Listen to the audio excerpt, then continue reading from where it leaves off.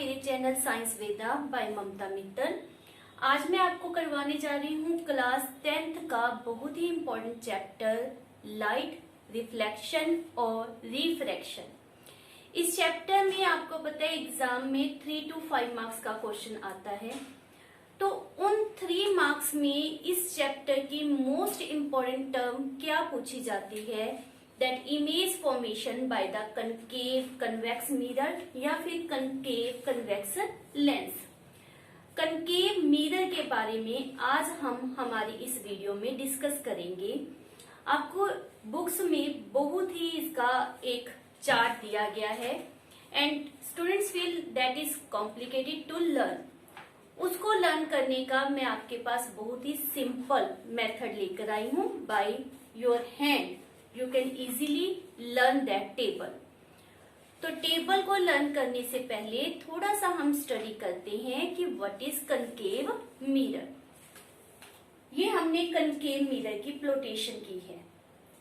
Concave mirror की जो inner side होती है दैट इज रिफ्लेक्टिंग वन, जहां से लाइट रे आएगी और रिफ्लेक्ट करेगी, and its outer part as I have represented like this, it is polished one. इससे लाइट क्रॉस नहीं करती, इससे कोई रिफ्लेक्शन नहीं होता।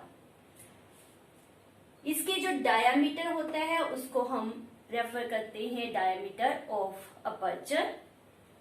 इट इज अपर्चर के सेंटर में जो point on the principal axis lie करता है that is P pole. F focus, principal focus भी कह देते हैं। C center of curvature. The distance between P and F is equal to CF. इन दोनों का जो डिस्टेंस होता है वो सेम होता है।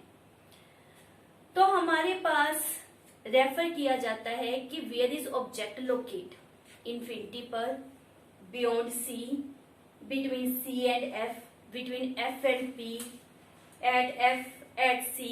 इस तरह डिफरेंट पोजीशन ऑफ ऑब्जेक्ट दी जाती हैं एंड पूछा जाता है कि अब बताइए अगर ऑब्जेक्ट की पोजीशन बियॉन्ड सी है तो इमेज की पोजीशन क्या होगी। इमेज की पोजीशन बता दे तो साइज क्या है, उसका नेचर क्या है। नेचर मीन्स वो रियल है, इन्वर्टेड है, वर्चुअल है, इरेक्ट है। तो ये सारे पॉइंट्स आपके इमीडिएट माइंड में आने चाहिए। तो टेबल को हम साइड पे करते हैं और इसे लर्न करने का बहुत ही सिंपल मेथड आपको मैं दे रही हूं, वो आपने ध्यान से लर्न करना है। तो this is thumb, first finger, centre finger and this next to our fingers. Start करेंगे विद द थंब। थंब के ऊपर हमने मेंशन कर दिया बियॉन्ड सी। बियॉन्ड सी के बाद क्या आ जाएगा, एट सी। नेक्स्ट हमारे पास बिटवीन सी एंड एफ। इसके बाद आप देख रहे हो मिरर के क्लोज जा रहे हैं हम, एट एफ।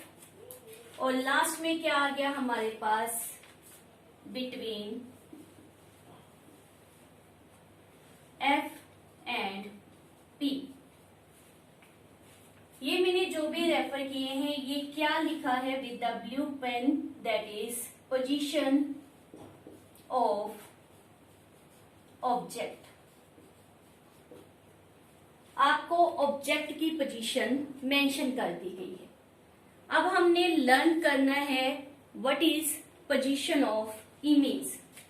तो उसको लर्न करने का सिंपल तरीका आपको मेंशन कर रही हूं कि दिस थंब इज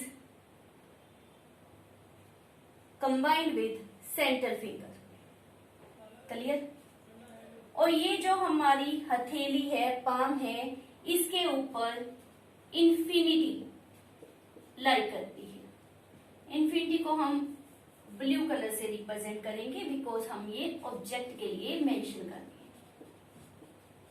ओके। तो इन्फिनिटी कहां पर हम दिखाएंगे, फिंगर्स के ऊपर नहीं दिखाएंगे, पाम के ऊपर होगी। ये हमने माइंड में रखना है। और इन्फिनिटी और दिस फोर्थ फिंगर को हम इंटररिलेट कर रहे हैं। ये आपने माइंड में रखना है जब हमने इमेज के लिए पोजीशन बतानी है। तो हमारे पास क्या रेफर किया गया है कि if object is at beyond C, तो उसकी इमेज कहां पर बनेगी? At between C and F. तो यहां पर इसके लिए इमेज बनी। नेक्स्ट आ जाते हैं एट सी। अगर ऑब्जेक्ट सी के ऊपर है तो U turn for the image.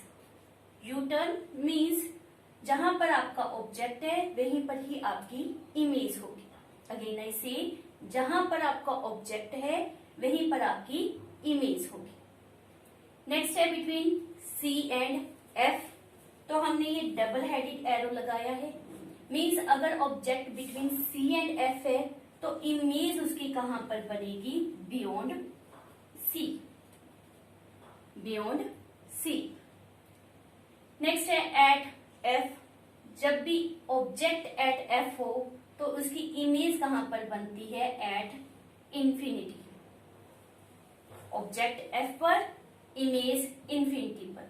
तो डबल हेडेड एरो किस लिए? बिकॉज अगर ऑब्जेक्ट इंफिनिटी पर हुआ तो इमेज कहां पर बनेगा? Eight F. क्लियर हो रहा है? ये हमने दोनों ही फैक्टर जो है वो पहले ऑब्जेक्ट के लिए सपोज किए हैं। अगर ऑब्जेक्ट एफ पर हुआ तो इमेज इंफिनिटी पर, अगर ऑब्जेक्ट इंफिनिटी पर हुआ तो इमेज एफ पर। Understood? Next is between F and P. अब इसके लिए इमेज दिखानी है बट मेरी फिंगर और पाम दोनों कवर हो चुके हैं। तो इसकी इमेज कहां पर बनती है? At the back of hand. Hand की बैक साइड पर। तो बैक साइड मीन्स, मैं वर्ड यूज कर रही हूं back side, means behind the mirror. Mirror के बिहाइंड पर। इन सभी केसेस में कहां पर बन रही थी? मिरर के फ्रंट पर। But in the last case because finger complete हो गई, पाम कंप्लीट हो गया, तो कहां पर बनेगा? Behind the mirror.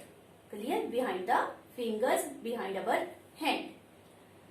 तो होपफुली आपको पता चल गया कि इमेज की पोजीशन क्या होगी।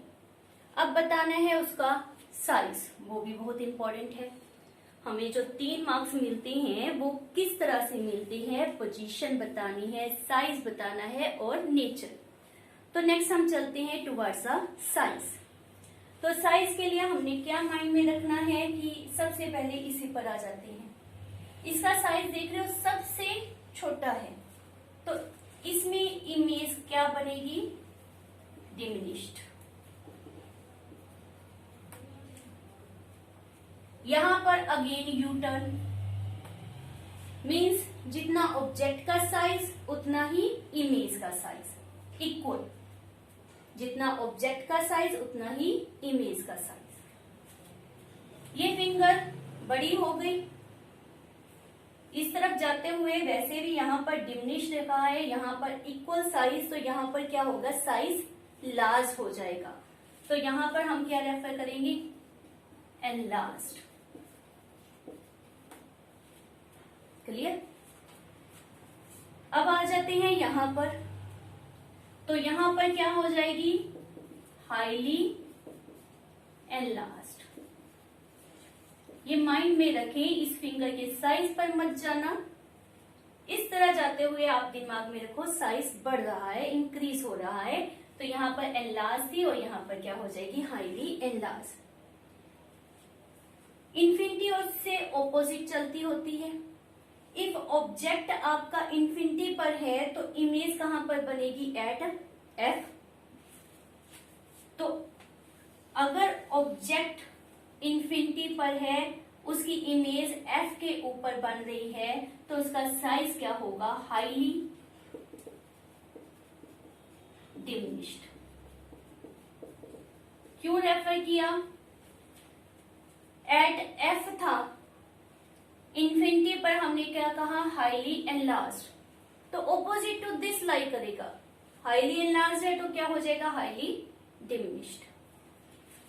और ये डिफरेंट हमारा केस है, बिहाइंड द मिरर बन रहा है, और इसमें हमने क्या मेंशन किया कि मिरर के बहुत क्लोज भी आ जाता है, तो साइज छोटा होने का तो मतलब ही नहीं है। हाईली एनलार्ज हम कर चुके हैं, तो इसमें इसकी तरह ही हमारे पास साइज बनता है, जिसे हम क्या रेफर करेंगे, that is enlarged. Clear? This is size. Last में हमने क्या करना है, नेचर। नेचर में हमारे पास टर्म क्या रेफर की जाती है कि if in front of mirror वो बनते हैं, इन फ्रंट ऑफ मिरर, तो लाइंस आपस में ज्वाइन करती हैं, जिसके कारण जो इमेज बनेगी वो बनेगी रियल। लेकिन ऑब्जेक्ट नॉर्मली क्या होता है, above the principal axis, object above the principal axis होता है और उसकी इमेज बनती है बिलो द प्रिंसिपल एक्सिस। तो क्या हो जाती है, पोजीशन उल्ट गई, मीन्स इन्वर्टेड। तो इन दीज 4 केसेस, या you can say 5 cases, 1 2 3 4 and this one, in 5 cases में हमारे पास क्या बनेगा, real inverted, because they are formed in front of mirror. ये ऑपोजिट था, बिहाइंड द मिरर चला गया, तो behind the mirror actually rays meet नहीं कर सकती, बिकॉज दूसरी तरफ तो पॉलिश थी, तो वहां पर क्या आएगा, visual and erect. Quite simple. मैंने हैंड में भी अपने प्लॉट किया हुआ है, आप भी इसको एक बार अपने हैंड में प्लॉट करके देखो।